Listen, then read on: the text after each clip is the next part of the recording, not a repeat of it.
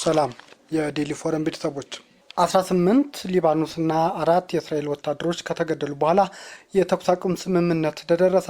አሜሪካና ኢራን ስምምነት ላይ ከተደረሱ በኋላ ይቆማል ተብሎ የተጠበቀው እስራኤል በሂዝቦላ ኢላማ አድርጋ ሊባኖስ ውስጥ የምታካሄደው ጦርነት ከተባባሰ በኋላ ነው የተኩስ አቁም ስምምነት መደረሱ የተሰማው።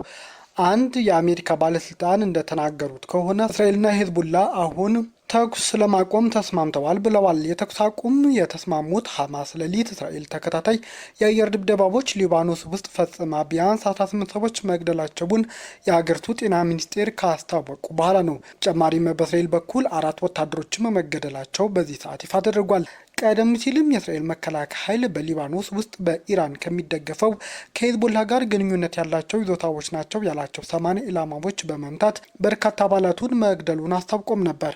የተኩስ አቁም ስምምነቱ የተሰማው አሜሪካና ኢራን በሊባኖስ ውስጥ ዘላቂ የግጭት ማስቆም ጨምሮ በመካከለኛው ምስራቅ የሚካሄደው ግጭት ለማብቃት ስምምነት ከፈረሙ ከአንድ ቀን በኋላም ነው።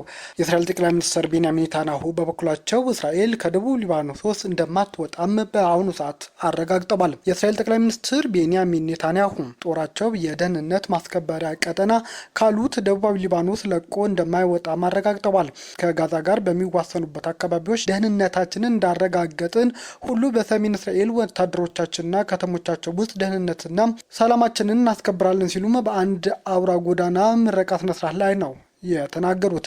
ይህንን ለማረጋገጥም በደቡብ ሊባኖስ ውስጥ ከውጊያ ውጪ ከሆኑ ይዞታዎች እንደማያፈገፍጉም አስታውቀዋል። ኢራን ከአሜሪካ ጋር የደረሰችበት የመግባቢያ ሰነድ በሊባኖስ የተኩስ አቁም ማድረግንና የግዛት ሉዓላዊነትን ጠበቅን እንደሚያካትትም አስታውቃለች። ፕሬዚዳንት ዶናልድ ትራምፕ በበኩላቸው በስምምነቱ መሰረት ሊባኖስ ውስጥ በሂዝቦላና በእስራኤል መካከል የተኩስ አቁም ማድረግ ጨምሮ በሁሉም የውጊያ አውድማዎች የተኩስ አቁም እንደሚተገበርም አስታውቀው ነበር። ታዲያ ኢራንና አሜሪካ ያደረጉት ስምምነት እስራኤል መቃወሟን ተከትሎ የአሜሪካ ምክትል ፕሬዚዳንት ጄዲ ቫንስ ፕሬዚዳንት ዶናልድ ትራምፕ ከኢራን ጋር የደረሱት ስምምነት የሚቃወሙ የእስራኤል ጽንፈኛ ብለው የጠሯቸው ባለስልጣናትን አጥብቀው ተችተዋል። ቫንስ ለእስራኤል በሰጡት ማስጠንቀቂያና ምላሽ ሀገሪቱ የሚያጋጥማትን እያንዳንዱ የደህንነት ችግር በመግደል ብቻ ልትፈታው እንደማትችል አሳስበዋል።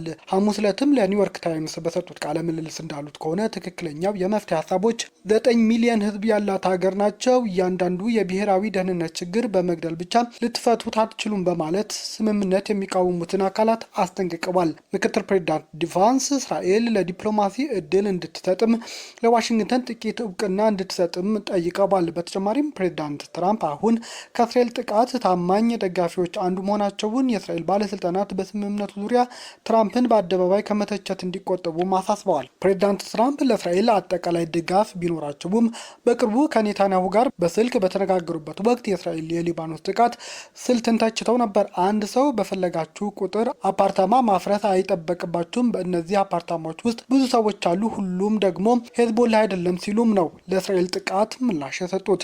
ይህ የአሜሪካ ባለስልጣናት አስተያየት የመጣው በሁሉም ግንባሮች ጦርነት እንዲቆም የሚያሳስበው የአሜሪካና ኢራን የመግባቢያ ስምምነት ቢፈራረሙም የእስራኤል ጠቅላይ ሚኒስትር ቤንያሚን ኔታንያሁ ጦራቸው ከሊባኖስ ለማስወጣት ፈቃደኛ አለመሆናቸው ካሳወቁ በኋላ ነው። ኔታንያሁ የእስራኤል ጦር አስፈላጊ ሆኖ እስካገኘው ጊዜ ድረስም በደቡብ ሊባኖስ እንደሚቆይ አቋማቸውን በይፋ አረጋግጠዋል። በሰሜን ክፍል ደህንነትን እንመልሳለን ያሉት ጠቅላይ ሚኒስትሩ ለዚህ በደቡብ ሊባኖስ የደህንነት ቀጠና ማቆየት ግድ መሆኑን ተናግረዋል። ከንግግራቸው ጥቂት ቀደም ብሎም የእስራኤል መከላከያ ሰራዊት አይዲኤፍ ወደ ሊባኖስ ግዛት 10 ኪሎ ሜትር ያህል ዘልቆ በመግባት የተቆጣጠረውን መሬት የሚያሳይ አዲስ ካርታም ያወጣ ሲሆን የመከላከያ ሚኒስትሩም እስራኤል ካትስ ጦሩ በሊባኖስ፣ ሶሪያና ጋዛ አስፈላጊ እስከሆነ ድረስ እንደሚቆይም አረጋግጠዋል። ይህ የእስራኤል የጦርነት አቋም በሁሉም ግንባሮች ወታደራዊ ኦፕሬሽንን ማቆም ከሚጠይቀውና የሊባኖስ ሉዓላዊነትን ከሚያከብረው የአሜሪካ ኢራን ስምምነት ጋር በቀጥታም ይጋጫል። የኢራን ውጭ ጉዳይ ሚኒስትር ቃል አቀባይ እስማኤል ባጋኢ በበኩላቸው የእስራኤል አገዛዝ በሊባኖስ ላይ የሚያደርሰው ጥቃት ከቀጠለ ሌላኛው ወገን አሜሪካ በመግባቢያ ስምምነቱ የገባቸውን ግዴታ እንደጣሰች ተደርጎ ይቆጠራል በማለትም ነው ያስፈራሩት። ታዲያ ይህ ተከትሎ በሲትምሰን ሴንተር የጥናት ተቋም ከፍተኛ ተመራማሪ የሆኑት ባርባራ ስላቪን ቁልፍ አጋር የሆነችው እስራኤል አዲሱን የአሜሪካና ኢራን ስምምነት ለማደናቀፍ ብትሞክር የትራምፕ አስተዳደር ጠንከር ያለ ማስጠንቀቂያ ለመስጠት በሚያስችል እጅግ ጠንካራ ቁመና ላይ እንደሚገኝ አስጠንቅቀዋል። ተመራማሪው ለአልጀዚራ በሰጡት ቃለ ምልልስ እንዳሉት ከሆነ አሜሪካ በእስራኤል ላይ ከፍተኛ ተጽዕኖ የማሳደር አቅም አላት። ይህንንም አቅም ምንም ጊዜም ቢሆን ይዘዋለች ብለዋል። አክለውም ሌላው ልታሰብበት የሚገባው አንኳር ጉዳይ አሜሪካ ከእስራኤል ጎን በመቆም በኢራን ላይ 2 ጊዜ ወደ ጦርነት መግባቷ መሆኑን አስረድተዋል። ለዚህም በየካቲት ወር መገባደጃ ላይ የተጀመረው የአሜሪካ እስራኤል ጦርነት እንዲሁም በሰኔ 2025 የተደረገው የ12 ቀናት ጦርነትም አንስተዋል። ስላቪኒ አስተያየታቸው ሲያጠናቃልሉም የትራምፕ አስተዳደር ለእስራኤል ጠቅላይ ሚኒስትር ቤንያሚን ኔታንያሁ እንግዲህ በጦርነት ሞክረነዋል፣ ነገር ግን ሊሳካ አልቻለም። አሁን ደግሞ ሁኔታዎችን ባልተበላሸና ስምምነቱን ባታደናቀፉ ይሻላል ብሎ ለመናገር በሚያስችል ጠንካራ አቋም ላይ ይገኛል ሲሉም ነው ለእስራኤል ማስጠንቀቂያቸውን የሰጡት። አሜሪካ የኢራን የባህር መተላለፊያ ማዕቀብ ስታነሳ የኢራኑ ጠቅላይ መሪ ደግሞ ሁለቱ ሀገራት የድረሱን ስምምነት ተችተዋል። አሜሪካ በኢራን ላይ ተጥሎ የነበረው የባህር ላይ መተላለፊያ ማዕቀብ አንስታለች። ሁለቱ ሀገራት ጦርነቱን ለማቆም መስማማታቸው ተከትሎ ክልከላው መነሳቱን የአሜሪካ ማዕከላዊ እዝ አረጋግጧል። ውሳኔው የተላለፈው ፕሬዝዳንት ትራምፕ ባስቀመጡት አቅጣጫ መሰረት እንደሆነ የገለጸው የአሜሪካ ማዕከላዊ እዝ ሴትኮም የአሜሪካ መርከቦች በአካባቢው እንደሚቆዩ ግን አረጋግጧል። የኢራን ጠቅላይ መሪ ሞጅታባ ኻሜኒ በበኩላቸው ከአሜሪካ ጋር ስምምነት ላይ ቢደረስም የተለየ እይታ እንዳላቸውም ተናግረዋል። ስምምነቱ ላይ እንዲደረስ የፈቀዱት ፕሬዝዳንቱ ማሱድ ፔዜሽኪያን የኢራናውያን ብሔራዊ ጥቅም እንደሚያስጠብቁ ማረጋገጫ ስለሰጧቸው እንደሆነም ገልጸዋል። ጠቅላይ መሪው እንዳሉት ፕሬዝዳንት ትራምፕ ተስፋ በመቁረጣቸው ሁሉንም አማራጭ እየተጠቀሙ ስለነበር ስምምነቱ ተፈራርሟል ብለዋል።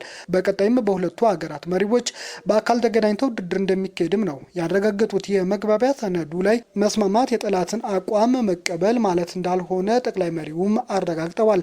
ሞጅታባ ኻሜኒ ስለ ስምምነቱ አስተያየታቸውን በይፋ ሲሰጡም የአሁኑ ለመጀመሪያ ጊዜ መሆኑን ነው። ፕሬዝዳንት ዶናልድ ትራምፕ በቀጥታ ለጠቅላይ መሪው ምላሽ ባይሰጡም በትሩዝ ሶሻል ማህበራዊ ገጻቸው ላይ ባጋሩት ልጥፍ ግን በሁሉም ግንባሮች ይተገበራል ብለው እንደሚያምኑም ነው ያረጋግጡት። ታዲያ ይህ የአሜሪካ ኢራን ስምምነት አሜሪካ የምትጥስ ከሆነ በኢራን በኩል ከባድ ምላሽ ሊሰጠው እንደሚችልም ነው እየተነገረ ያለው። አሜሪካ ከኢራን ጋር የደረሰችውን ስምምነት የምትጥስ ከሆነ ከባድ ምላሽ እንደሚገጥማትም የኢራን ፓርላማ አፈጉባኤ መሐመድ ባጋሪ ጋሊባፍ አስጠንቅቀዋል። ከአሜሪካ ጋር ለተደረሰው ስምምነት ዋነኛ ተደራዳሪ የነበሩት አፈጉባኤው በኤክስ ማህበራዊ ትስስር ገጻቸው ላይ የኢራን አብዮታዊ እስላማዊ ሪፐብሊክ ጠቅላይ መሪ ሞጅታባ ኻሜኒ መልእክት ተከትሎ ባሰፈሩት መልእክት ነው ኢራን አሜሪካ የገባቸውን ቃል እንድታከብርም ያሳሰቡት። በዚህም ጋሊባፍ የጠቅላይ መሪው ትዕዛዝ በመቀበል ከአሜሪካ ጋር ከመግባባት ላይ የተደረሰችውን ነጥቦችና አንቀጾች ተግባራዊ መሆናቸውን እንደሚከታተሉም አስታውቀዋል። ነገር ግን አሜሪካ ታማኝ ሳትሆን በመቅረት ስምምነቱን የምትጥስ ከሆነ ግን ኢራን ያለማወላወል የሚደርሰውን እርምጃ በአሜሪካ ላይ እንደምትወስድ አፈ ጉባኤው አስጠንቅቀዋል። ጨምረውም ሀገራቸው ከአሜሪካ ጋር ባደረገችው ጦርነት ድል መቀዳጀቷን በመጥቀስ አሁንም በተመሳሳይ መንገድ ለመጓዝ ከመረጡ የበለጠ ከባድ ፈተና ከኢራን ይጠብቃቸዋል ሲሉም ነው ያስጠነቀቁት።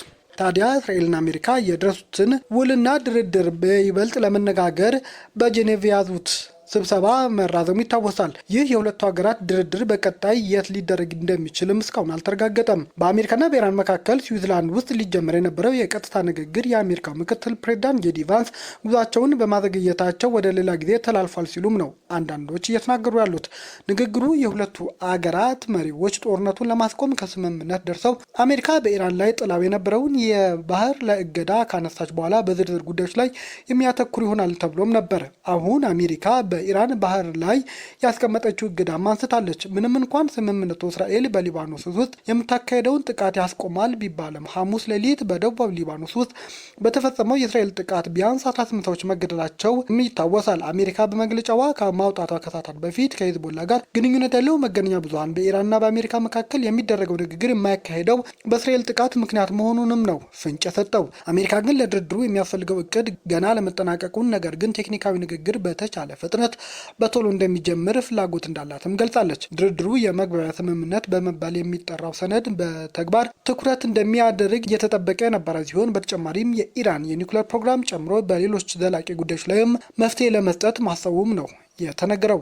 14 ነጥቦች ያሉት የመግባቢያ ሰነድ የሆርሙዝ ወሽመጥን መክፈት፣ ኢራን የኒኩሌር ጦር መሳሪያ እንዳይኖራት ማድረግ፣ ለኢራን መልሶ ግንባታ የ300 ቢሊዮን ዶላር እቅድና በኢራን ላይ የተጣሉ ማዕቀቦችን ማንሳትም ያካትታል ነው የተባለው። ስምምነቱ ሁለቱ ወገኖች ተከታታይ ንግግሮችን በማድረግ ሊራዘም በሚችል ነገር ግን ቢበዛ በ60 ቀናት ውስጥ የጋራ መግባባት ላይ እንዲደርሱም ያስገድዳል። የአሜሪካና የኢራን ንግግር አካል የሆነው እስራኤል በሊባኖስ ውስጥ የምታካሄደው ወታደራዊ ጥቃት ማቆም ጉዳዩ ተግባራዊ ባለመሆኑ የስምምነቱ ዘላቂ አሳሳቢም እያደረገው ነው። ታዲያ በዚህ ስምምነት አሜሪካ ለኢራን ካሳ ትከፍላለች ቢባልም ፕሬዚዳንት ዶናልድ ትራምፕ ግን 74 ሳንቲም ለኢራን አሳልፈን አንሰጥም ሲሉ አስታውቀዋል። ኢራን 10 ሳንቲም ከኛ አታገኝም ያሉት ዶናልድ ትራምፕ በሶሻል ማህበራዊ ትስስር ገጻቸው ላይ ባሰፈሩት ጽሑፍ እንዳሉት ከሆነ ጦርነቱ ኢራን አውድሟታል። ከዚህ በኋላ አየር ኃይል፣ ባህር ኃይል፣ ጸረ አውሮፕላን፣ ራዳር እና ሌላም ነገር ኢራን ከዚህ በኋላ አይኖራትም ብለዋል። ጨምረውም ዲሞክራቶች ኢራን ከዛሬ 4 ወር በፊት ከነበራት አቋም በተሻለ እንደምትገኝ ይናገራሉ። ይህ እንዴት ሊሆን ይችላል ሲሉም ይጠይቃሉ። የአንዳንዶች አጉል እሳቤ ምን ያህል የወረደ ነው ሲሉም ጥያቄያቸውን ለዲሞክራቶች አቅርበዋል። እነሱ ግን አልቆላቸዋል። 60 ቀናቱ ያልፋሉ፣ ቢሆንም ምንም ገንዘብ አያገኙም፣ 10 ሳንቲም ከእኛ አይወስዱም ብለዋል። ይህ በእንዲህ እንዳለም ፕሬዚዳንት ትራምፕ ከአክሲዮስ ድረገጽ ጋር ባደረጉት ቃለ ምልልስ አሜሪካ ከኢራን ጋር ወታደራዊ ድል መቀዳጀቷን አስታውቀዋል። ሲናገሩም እኛ የኢራንን ጦር ኃይል አሸንፈናል፣ የመግባቢያ ስምምነቱ ኢራናውያን ምናልባትም ካለ ቅድመ ሁኔታ እጅ የሰጡበት ይመስለኛል ሲሉም ነው ያስታወቁት። በሌላ ጉዳይ ግን ኢራን አሜሪካን አስገድደናት ይህ ስምምነት እንድትፈራረም አድርገናታል ሲሉም ነው እያስታወቁ ያሉት። የታገደው የሩሲያ ሀብት ለዩክሬን የጦር መሳሪያ ግዢ መዋሉ ተነግሯል። 150 ሺህ ድሮኖችና በመቶዎች የሚቆጠሩ ሚሳኤሎች ዩክሬን በዚህ በሩሲያ ሀብት ልትገዛ መሆኑ ነው የተነገረው። የብሪታንያ መንግስት ምዕራባውያን ባንኮች ታግዶ ከሚገኘው የሩሲያ መንግስት የላቀ ሀብት ላይ የሚገኘውን ወለድና ትርፍ በመጠቀም ለዩክሬን ግዙፍ የጦር መሳሪያ ድጋፍ ማድረጉን በይፋ አስታውቋል። ይህ መረጃ እንደሚያመለክተው ብሪታንያ ለዩክሬን የሰጠችው 2.26 ቢሊዮን ፓውንድ ብድር በቀጥታ ከዚህ ከታገደው የሩሲያ ሀብት የሚሸፈንም ነው ተብሏል። ከዚህ ቀደም በጀት ውስጥ 752 ሚሊዮን ፓውንድ ወደ 1 ቢሊዮን ዶላር ገደማ የሚሆን ለዩክሬን የጦር መሳሪያ መግዣ የተመደበ ሲሆን ይህም በዩክሬን ሀገር ውስጥ ኢንዱስትሪ የሚመረቱ 150 ሺህ አጥፊ ድሮኖች ለመግዛት ውሏል። በተጨማሪም የሩሲያ ሚሳኤሎችና ድሮኖች ላይ ለመመከት የሚያገለግሉ ከ350 በላይ እጅግ ዘመናዊ የአየር መከላከያ ሚሳኤሎችና የራዳር ስርዓቶች ለዩክሬን ጦር እንደሚሰጥም ነው እንግሊዝ ያሳወቀችው። ቤተሰቦቻችን ዜናዎቻችን ከወደዳችሁ ላይክ አድርጉ፣ ለሌሎች ተደራሽ እንድንሆንም ሼር አድርጉ። አዲስ የሆናችሁ ደግሞ ሰብስክራይብ በማድረግ ቤተሰብ ይሁኑ። ሰናይ ጊዜ